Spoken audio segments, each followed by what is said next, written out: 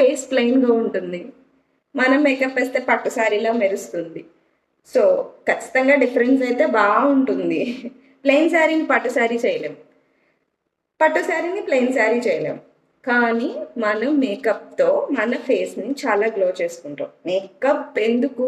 Photos కోసం, కొన్న sari elevate అవ్వడం కోసం, తీసుకున్న జ్యువెలరీ ఎలివేట్ అవ్వడం కోసం, నార్మల్గా ఉన్న మిమ్మల్ని సూపర్ న్యాచురల్గా సూపర్ ఎక్స్ట్రాడినరీగా రెడీ చేయడం కోసం.